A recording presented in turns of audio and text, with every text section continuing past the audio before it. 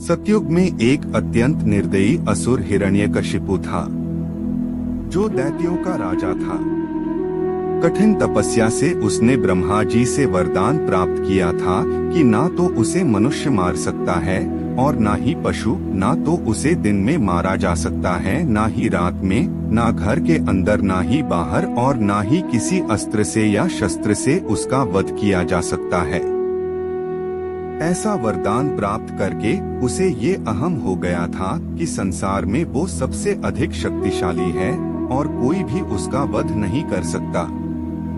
इस तरह वो स्वयं को भगवान समझने लगा और चाहता था कि उसकी प्रजा विष्णु की नहीं अपितु उसकी पूजा करे। परंतु उसके स्वयं का पुत्र प्रहलाद भगवान विष्णु का परम भक्त था। प्रहलाद के क्रूर और घमंडी पिता ने उसका वध करने के अनेक प्रयास किए, परंतु हर बार असफल रहा। इसके पश्चात जब हिरण्यकशिपु स्वयं प्रहलाद को प्रताड़ित करने लगा, तब एक खंभे से प्रकट होकर नरसिंह रूप में भगवान विष्णु ने संध्या के समय घर की चौखट पर और अपनी गोद में उठाकर हिरण्यकशिपु की छाती को अपने नखों से चीरकर उसका वध किया।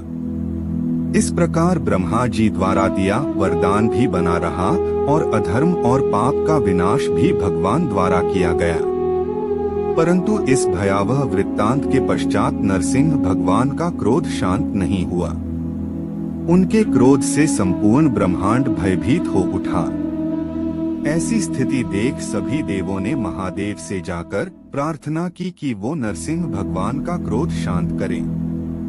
तब शिवजी ने सर्वप्रथम वीरभद्र को नरसिंह को शांत करने के लिए भेजा, परंतु वीरभद्र भी उनका क्रोध शांत नहीं कर सके। तब अंततः महादेव ने सर्वेश्वर अवतार लिया। शिव जी के इस रूप को शरभ अवतार भी कहा जाता है, जिसमें मनुष्य, पक्षी और शेर का समावेश था। सर्वेश्वर अवतार में महादेव ने नरसिंह भगवान का क्रोध शांत करने का प्रयास किया, परंतु नहीं कर सके।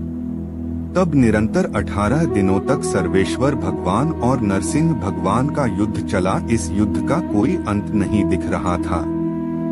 जब समय के साथ नरसिंह भगवान का क्रोध शांत होने लगा, तब उन्होंने विचार किया कि शिवजी ने ये रूप केवल उनका क्रोध शांत करने के लिए लिया है। तब नरसिंह भगवान ने स्वयं को शांत किया और श्री हरिविष्णु में विलीन हो गए। वही कुछ कथाओं के अनुसार शिवजी के शरभ अवतार का रूप बहुत भयंकर था। उनके सामने नरसिंह रूप की शक्तियां खत्म हो गई थीं और नरसिंह भगवान ने समर्पण कर स्वयं को शांत किया और भगवान विष्णु में विलीन हो गए।